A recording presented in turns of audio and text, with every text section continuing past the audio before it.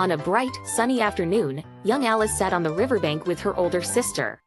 She was growing bored with the book her sister was reading, as it had no pictures or dialogues. Suddenly, Alice noticed a white rabbit, surprisingly wearing a waistcoat and holding a pocket watch, muttering to itself about being late.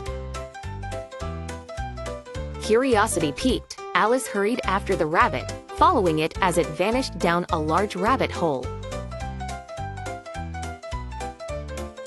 Without hesitation, she crawled in after it, only to find herself tumbling down an unusually long and strange tunnel. During her fall, she passed by cupboards, bookshelves, and strange pictures hanging upon pegs.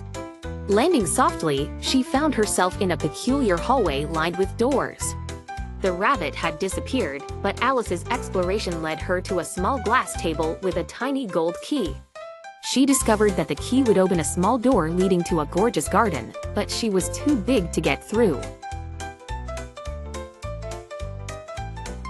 On the table, she discovered a bottle labeled "Drink Me." She was hesitant, but the fragrance was inviting, and the label was personally addressed to her, so she decided to drink it.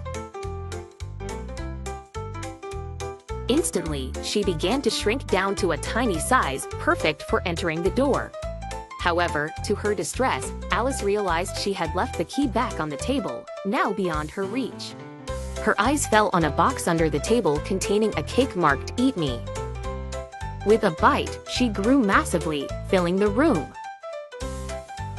After trying different combinations of shrinking and growing by sipping and nibbling, she finally managed to get into the enchanting garden.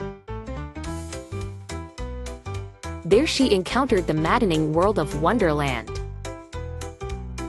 In the garden, Alice met an array of eccentric characters.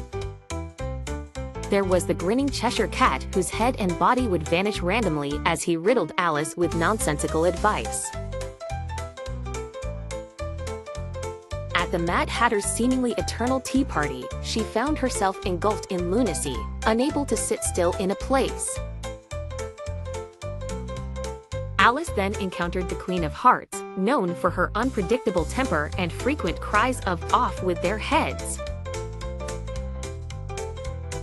Despite her fiery temper, Alice played croquet with her, using live flamingos as mallets and hedgehogs as balls. During a peculiar courtroom scene, Alice courageously stands up against the false accusations. Gradually, the absurdity closed in on her, and she felt herself being drawn back into reality. Suddenly, she awoke back on the grassy bank. Alice realized her adventure through Wonderland was nothing more than a peculiar daydream.